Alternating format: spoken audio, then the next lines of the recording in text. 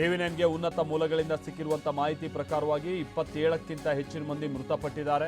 ಹೌದು, ಈ ಘಟನೆ ಆದಂಥ ಸಂದರ್ಭದಲ್ಲಿ ಜಮ್ಮು ಕಾಶ್ಮೀರದಲ್ಲಿ ಈಗ ಅಟ್ಯಾಕ್ ಆಗೋದು, ಕೆಲವರು ಮೃತಪಡೋದು, ಈ ಥರದ್ದೆಲ್ಲ ಬಹಳ ಸಂದರ್ಭದಲ್ಲಿ ನಾವು ನೋಡ್ತಾ ಇದ್ದೀವಿ. ಬಟ್ ಟೂರಿಸ್ಟ್ ಮೇಲೆ ಆಗಿರುವಂಥದ್ದು ಅಟ್ಯಾಕ್ ಅನ್ನುವಂಥದ್ದು ಒಂದು.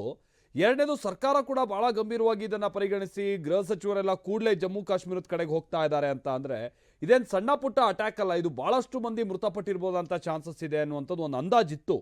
ಹೌದು, ಅಂದಾಜಿಗೆ ಪ್ರಕಾರವಾಗಿಯೇ ಈಗ ಮೃತಪಟ್ಟಂಥವರ ಸಂಖ್ಯೆ 25 ಕ್ರಾಸ್ ಆಗಿದೆ ಅನ್ನುವಂಥದ್ದು ಗೊತ್ತಾಗ್ತಾ ಇದೆ. 27 ಅನ್ನುವಂಥದ್ದು ಗೊತ್ತಾಗ್ತಾ ಇದೆ, 27 ಮಂದಿ ಅಂತ. ಆಮೇಲೆ ಇಲ್ಲಿ ನೋಡಿ, ಈ ದೃಶ್ಯದಲ್ಲೂ ಕೂಡ ನೀವು ನೋಡ್ಬೋದಾಗಿದೆ, ಒಬ್ಬ ವ್ಯಕ್ತಿಯ ಬಲಗೈ ಸಂಪೂರ್ಣವಾಗಿ ನಜ್ಗುಜ್ಜಾಗಿ ಹೋಗಿದೆ. ಬಹುಶಃ ಅದು ಗುಂಡು ಬಿದ್ದಿರುವಂಥದ್ದು ಅಂತ ಕಾಣಿಸ್ತಾ ಇದೆ.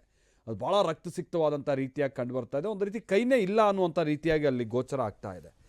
ಸೊ ಆತ ಕೂಡ ಈ ಸಂದರ್ಭದಲ್ಲಿ ಅಟ್ಯಾಕಿಗೆ ಒಳಗಾದಂಥ ವ್ಯಕ್ತಿ. ಅಂದರೆ ಉಗ್ರರು ಹುಡುಕಿ ಹೊಡೆದಿರೋದ್ರ ಜೊತೆಗೆ ರ್ಯಾಂಡಮ್ ಆಗಿಯೂ ಕೂಡ ಇಲ್ಲಿ ಫೈರ್ ಮಾಡಿದ್ದಾರೆ ಅನ್ನುವಂಥದ್ದೆಲ್ಲ ಗೊತ್ತಾಗ್ತಾ ಇದೆ. ಹರೀಶ್ ನಮ್ಮ ಜೊತೆಗೆ ಇದಕ್ಕೆ ಸಂಬಂಧಪಟ್ಟಂಗೆ ಮತ್ತಷ್ಟು ಡೀಟೇಲ್ಸ್ ಅನ್ನು ಕೊಡುವಂಥ ನಿಟ್ಟಿನಲ್ಲಿ ನೇರ ಸಂಪರ್ಕದಲ್ಲಿ ಜಾಯ್ನ್ ಆಗ್ತಾ ಇದ್ದಾರೆ. ಹರೀಶ್, ಏನೇನು ಆಗಿದೆ ಅನ್ನುವಂಥದ್ದಕ್ಕೆ ಸಂಬಂಧಪಟ್ಟ ಹಾಗೆ ಏನು ಅಪ್ಡೇಟ್ಸ್ ಗೊತ್ತಾಗ್ತಾ ಇದೆ? ಯಾಕಂತಂದ್ರೆ ಆರಂಭ ಹಂತದಲ್ಲಿ ಒಬ್ರು ಇಬ್ರು ಅನ್ನುವಂಥದ್ದಿತ್ತು, ಈಗ 25ಕ್ಕಿಂತ ಹೆಚ್ಚು ಕ್ರಾಸ್ ಆಗಿ ಹೋಗ್ತಾ ಇದೆ ಮೃತಪಟ್ಟಂಥವ್ರ ಸಂಖ್ಯೆ ಅಂತ ಅಂದರೆ ಬಹಳ ದೊಡ್ಡ ಅಟ್ಯಾಕ್ ಇದು. ಹೌದು ಮಾಲ್ತೇಶ್, 2019ರಲ್ಲಿ ಪುಲ್ವಾಮಾ ದಾಳಿ ಏನಿದೆ, ಅಲ್ಲಿ 41 ಸೈನಿಕರನ್ನ ಉಗ್ರರು ಬಲಿ ಪಡೆದಿದ್ರು. ಇವತ್ತಿನ ದಾಳಿ ಏನಿದೆ, ಇಲ್ಲಿ 27ಕ್ಕೂ ಹೆಚ್ಚು ಪ್ರವಾಸಿಗರನ್ನ ಬಲಿ ಪಡೆದಿದ್ದಾರೆ ಉಗ್ರರು ಅನ್ನುವಂತಹ ಮಾಹಿತಿ ಸಿಗ್ತಾ ಇದೆ. ಸಾವಿನ ಸಂಖ್ಯೆ ಇನ್ನಷ್ಟು ಏರಿಕೆ ಆಗುವಂತಹ ಸಾಧ್ಯತೆ ಇದೆ. ಪರಿಸ್ಥಿತಿ ಬಹಳಷ್ಟು ಗಂಭೀರ ಆಗಿದೆ ಪೆಹಲ್ಗಾಮ್ನಲ್ಲಿ. ಮುಖ್ಯವಾಗಿ ಆ ಒಂದು ಪೆಹಲ್ಗಾಮ್ನಿಂದ ಬೈಸ್ರಾನ್ ಒಂದು ಆ ಪ್ರದೇಶಕ್ಕೆ ಹೋಗಬೇಕು ಅಂತಂದ್ರೆ ಬಹಳಷ್ಟು ಕಷ್ಟ. ಅಲ್ಲಿ ಪ್ರವಾಸಿಗರು ಹೋಗಬೇಕು ಅಂತಂದ್ರೆ ಒಂದು ಕುದುರೆ ಮೂಲಕ ಹೋಗ್ಬೇಕು, ಇಲ್ಲ ನಡ್ಕೊಂಡು ಹೋಗ್ಬೇಕು. ಅಂದ್ರೆ 5-6 ಕಿಲೋಮೀಟರ್ ದೂರ ಇದೆ ಪೆಹಲ್ಗಾಮ್ ತನಕ. ಕೇವಲ ವಾಹನಗಳು ಹೋಗ್ತವೆ. ಪೆಹಲ್ಗಾಮ್ ಇಂದ ಅಲ್ಲಿ ತನಕ ವ್ಯಾಲಿ ತನಕ ನಡ್ಕೊಂಡು ಹೋಗ್ಬೇಕಾಗತ್ತೆ ಅಥವಾ ಕುದುರೆಗಳ ಮೂಲಕ ಹೋಗ್ಬೇಕಾಗತ್ತೆ. ಅಲ್ಲಿಂದ ಶವಗಳನ್ನು ಕೂಡ ಸಾಗಿಸುವಂಥದ್ದು ಬಹಳಷ್ಟು ಕಷ್ಟದ ಪರಿಸ್ಥಿತಿ ಇದೆ. ಶವಗಳನ್ನ ಸೈನಿಕರ ಹೆಗಲ ಮೇಲೆ ಹೊತ್ಕೊಂಡು ಬರಬೇಕಾದಂತಹ ಪರಿಸ್ಥಿತಿ ಇದೆ. 27ಕ್ಕೂ ಹೆಚ್ಚು ಮಂದಿ ಸಾವನ್ನಪ್ಪಿದ್ದಾರೆ ಪ್ರವಾಸಿಗರು ಅನ್ನುವಂತಹ ಮಾಹಿತಿ ಸಿಗ್ತಾ ಇದೆ. ಅಲ್ಲಿ ಏನಂತ ಆ ಪ್ರದೇಶದಲ್ಲಿ ಚಿಕ್ಕ ಚಿಕ್ಕ ಟೆಂಟ್ಗಳನ್ನು ಹಾಕೊಂಡು ಅಲ್ಲಿ ಸಣ್ಣ ಪುಟ್ಟ ಪದಾರ್ಥಗಳನ್ನ ಮಾರ್ತಾ ಇರ್ತಾರೆ, ತಿಂಡಿಗಳನ್ನ ಮಾರ್ತಾ ಇರ್ತಾರೆ. ಅಲ್ಲಿ ಕುತ್ಕೊಂಡಿದ್ದಂಥವರ ಮೇಲೂ ಕೂಡ ಅಲ್ಲಿ ಪ್ರವಾಸಿಗರುಗಳು ಕೂಡ ಇಲ್ಲಿ ಛತ್ರಿಗಳನ್ನು ಹಾಕಿ ಅಲ್ಲಿ ಕೂರೋದಕ್ಕೂ ವ್ಯವಸ್ಥೆ ಮಾಡಿರ್ತಾರೆ. ಆ ಒಂದು ಪ್ರವಾಸಿಗರನ್ನ ಟಾರ್ಗೆಟ್ ಮಾಡಿಕೊಂಡು ದಾಳಿಯನ್ನ ಮಾಡಿರುವಂತಹದ್ದು. ಹೆಸರನ್ನ ಕೇಳಿ ಯಾವ ಧರ್ಮ ಅಂತ ತಿಳ್ಕೊಂಡು ದಾಳಿ ಮಾಡಿದ್ದಾರೆ ಅನ್ನುವಂತಹ ಮಾಹಿತಿ ಕೂಡ ಸಿಗ್ತಾ ಇದೆ. ಗಂಡಸರನ್ನ ಟಾರ್ಗೆಟ್ ಮಾಡಿ ದಾಳಿ ಮಾಡಿದ್ದಾರೆ. ಮಹಿಳೆಯರ ಮೇಲೆ ಮತ್ತೆ ಮಕ್ಕಳ ಮೇಲೆ ದಾಳಿ ಆಗಿಲ್ಲ, ಹೆಚ್ಚಿನ ದಾಳಿ ಆಗಿಲ್ಲ ಅನ್ನುವಂಥದ್ದನ್ನು ಕೂಡ ಅಲ್ಲಿ ಪ್ರವಾಸಿಗರು ಹೇಳ್ತಾ ಇರ್ತಕ್ಕಂಥದ್ದು. ಅಂದ್ರೆ ಒಂದು ಸಂದೇಶವನ್ನ ರವಾನೆ ಮಾಡಬೇಕು ಅನ್ನುವಂಥ ದೃಷ್ಟಿಯಿಂದ ಭಯೋತ್ಪಾದಕರು ಈ ಒಂದು ಕೃತ್ಯವನ್ನ ಎಸಗಿದ್ದಾರೆ ಅನ್ನುವಂಥದ್ದು ಸ್ಪಷ್ಟ ಆಗ್ತದೆ. ಒಂದ್ ಕಡೆ ಅಮಿತ್ ಶಾ ಅವರು ದೆಹಲಿಯಲ್ಲಿ ಒಂದು ದೊಡ್ಡ ಮಟ್ಟದ ಸಭೆಯನ್ನ ಮಾಡ್ತಾರೆ. ಗೃಹ ಕಾರ್ಯದರ್ಶಿಗಳು ಇರ್ತಾರೆ, ಗೃಹ ಇಲಾಖೆಯ ಹಿರಿಯ ಅಧಿಕಾರಿಗಳು ಭಾಗಿಯಾಗ್ತಾರೆ, ಜೊತೆಗೆ ಗುಪ್ತಚರ ಇಲಾಖೆ ಅಧಿಕಾರಿಗಳು ಕೂಡ ಭಾಗಿಯಾಗ್ತಾರೆ. ಎಲ್ಲಿ ಲೋಪ ಆಯಿತು, ಮುಂದೆ ಯಾವ ರೀತಿಯ ಕ್ರಮಗಳನ್ನ ತೆಗೆದುಕೊಳ್ಬೇಕು, ಮತ್ತೆ ಉಗ್ರರನ್ನ ಹುಟ್ಟಡಗಿಸಬೇಕು ಅಂತಂದ್ರೆ ಯಾವ ರೀತಿಯಾದಂತಹ ಶೋಧ ಕಾರ್ಯಾಚರಣೆ ನಡೀತಾ ಇದೆ, ಎಲ್ಲ ಮಾಹಿತಿಯನ್ನ ಪಡಿತಾರೆ. ಅಮಿತ್ ಶಾ ಅವರು ಕೂಡ ಈಗ ಶ್ರೀನಗರದತ್ತ ಹೋಗ್ತಾ ಇದ್ದಾರೆ. ಮುಖ್ಯವಾಗಿ ಸೌದಿ ಅರೇಬಿಯಾದಲ್ಲಿ ಪ್ರಧಾನಿ ನರೇಂದ್ರ ಮೋದಿ ಅವರು ಕೂಡ ವಿದೇಶಕ್ಕೆ ತೆರಳಿರುವಂತದ್ದು, ಜಡ್ಡಾದಲ್ಲಿದ್ದಾರೆ.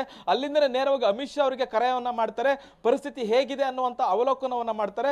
ಮುಖ್ಯವಾಗಿ ನೇರವಾಗಿ ಆ ಒಂದು ಪ್ರದೇಶಕ್ಕೆ ತೆರಳಬೇಕು, ಶ್ರೀನಗರಕ್ಕೆ ತೆರಳಬೇಕು, ಮತ್ತೆ ಪೆಹಲ್ಗಾಮ್ಗೆ ಹೋಗಬೇಕು ಅನ್ನುವಂಥ ಸೂಚನೆಯನ್ನು ಕೂಡ ಮೋದಿ ಅವರು ಕೊಡ್ತಾರೆ. ಅಮಿತ್ ಶಾ ಅವರು ಅದೇ ರೀತಿಯಾಗಿ ಒಂದು ಸಭೆಯನ್ನ ಮಾಡ್ತಾರೆ.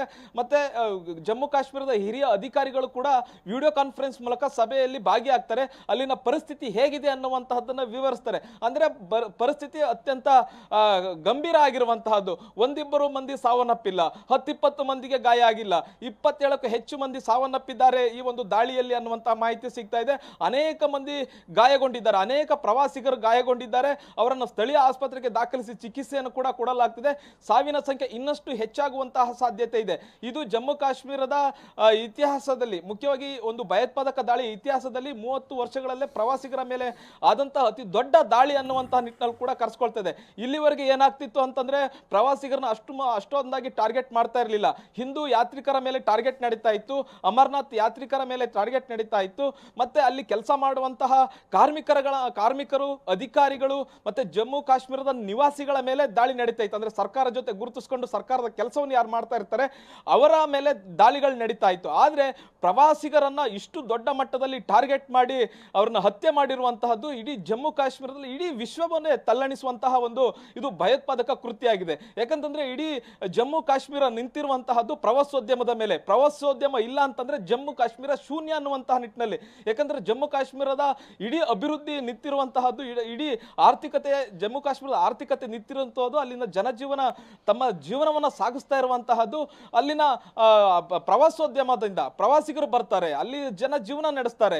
ಹೀಗಾಗಿ ಪ್ರವಾಸಿಗರನ್ನೇ ಟಾರ್ಗೆಟ್ ಮಾಡಿ ಒಂದು ಭಯೋತ್ಪಾದಕರು ಹತ್ಯೆಯನ್ನ ಮಾಡಿರೋದು ನೋಡಿದ್ರೆ ಒಂದು ಎಚ್ಚರಿಕೆಯ ಸಂದೇಶ, ಒಂದು ಭಯ ಬೀಳುವಂತಹ ಸಂದೇಶ. ಇಲ್ಲಿ ಅಭಿವೃದ್ಧಿಯನ್ನ ನಾವು ಸಹಿಸೋದಿಲ್ಲ, ಇಲ್ಲಿ ಪ್ರವಾಸಿಗರು ಬರೋದಿನ ಸಹಿಸೋದಿಲ್ಲ, ಜಮ್ಮು ಕಾಶ್ಮೀರ ಚೆನ್ನಾಗಿರೋದಿನ ನಾವು ಸಹಿಸೋದಿಲ್ಲ ಅನ್ನುವಂತಹ ಸಂದೇಶವನ್ನ, ಭಯದ ವಾತಾವರಣವನ್ನ ಇವತ್ತು ಅಲ್ಲಿ ಭಯೋತ್ಪಾದಕರು ಸೃಷ್ಟಿ ಮಾಡಿರುವಂತಹದ್ದು. ದ ರೆಸಿಸ್ಟೆಂಟ್ ಫ್ರಂಟ್ ಏನಿದೆ ಇದು 2019ರಲ್ಲಿ ಸೃಷ್ಟಿಯಾದಂತಹ ಒಂದು ಸಂಘಟನೆ. ಏನು ಜಮ್ಮು ಕಾಶ್ಮೀರದಲ್ಲಿ 370 ಆರ್ಟಿಕಲ್ ಅನ್ನು ಏನು ತೆಗೆದು ಹಾಕಲಾಯಿತು, ಇಂತಹ ಸಂದರ್ಭದಲ್ಲಿ ಹುಟ್ಟಿಕೊಂಡಂತಹ ಒಂದು ಭಯೋತ್ಪಾದಕ ಸಂಘಟನೆ ಲಷ್ಕರ್ ಎ ತೊಯ್ಬಾದ ಸಂಘಟನೆ ಇದೆ. ಮುಜಾಹಿದ್ದೀನ್ ಸಂಘಟನೆಯ ಏನು ಕಾರ್ಯಕರ್ತರುಗಳು ಯಾರಿದ್ರು ಅವರುಗಳು ಅಲ್ಲಿ ಸೇರ್ಕೊಳ್ತಾರೆ, ಸಂಘಟನೆಗೆ ಸೇರ್ಕೊಂಡು ಇಲ್ಲಿ ಒಂದು ಭಯೋತ್ಪಾದಕ ಸಂಘಟನೆ ಸೃಷ್ಟಿ ಮಾಡಿ ಅಲ್ಲಿ ನಾವು ಕಾಶ್ಮೀರಕ್ಕಾಗಿ ಹೋರಾಡ್ತಾ ಇದ್ದೀವಿ, ಕಾಶ್ಮೀರವನ್ನು ಫ್ರೀ ಕಾಶ್ಮೀರ ಮಾಡ್ತೀವಿ ಅನ್ನುವಂಥ ನಿಟ್ಟಿನಲ್ಲಿ ಹೋರಾಡ್ತಿದ್ದೀವಿ ಅನ್ನುವಂಥ ಸಂಘಟನೆನ ಕಟ್ಕೊಂಡು ಅಲ್ಲಿ ಲೋಕಲ್ ಜನರಿಗೆ ಇಲ್ಲದನ್ನೆಲ್ಲ ತುಂಬಿ ಒಂದು ಉಗ್ರ ಚಟುವಟಿಕೆಗಳಿಗೆ ಕಾರಣ ಆಗ್ತಿದ್ರು. ಇವತ್ತು ಇವರೇ ಒಂದು ಕೃತ್ಯವನ್ನು ಎಸಗಿದ್ದಾರೆ ಅನ್ನುವಂತಹ ಒಂದು ಹೊಣೆಯನ್ನು ಕೂಡ ಅದೇ ಸಂಘಟನೆಯನ್ನು ಹೊತ್ಕೊಂಡಿರುವಂಥದ್ದು.